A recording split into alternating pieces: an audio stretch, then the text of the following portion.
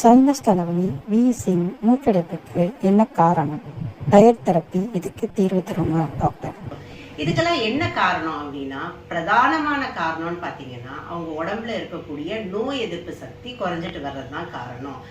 எந்த உணவை சேர்த்துக்கணும், எந்த உணவை தவிர்க்கணும் அப்படின்னு தெரிஞ்சாலே பாதி பிரச்சனை சரியாயிடும். ஒரு பக்கம் பூசணிக்காய் சாம்பாரையும் சாப்பிட்டுட்டு ஒரு பக்கம் துளசி கசாயத்தையும் குடிச்சிட்டு எனக்கு பெரிய இம்ப்ரூவ்மெண்ட் இல்லைன்னு சொல்லக்கூடாது. எந்த பலனுமே அது தராது. ஏன்னா பூசணிக்காய் கப விருத்தி, கபத்தை அதிகம் பண்ணும். இதே துளசின்றது கபத்தை அறுத்து நெஞ்சு சளியை தீர்க்கக்கூடியது.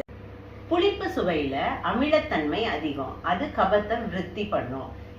உதாரணத்துக்கு எலுமிச்சை, தக்காளி, புளி இது போன்ற உணவுகளை உணவுல கம்மி பண்றது ரொம்ப நல்லது.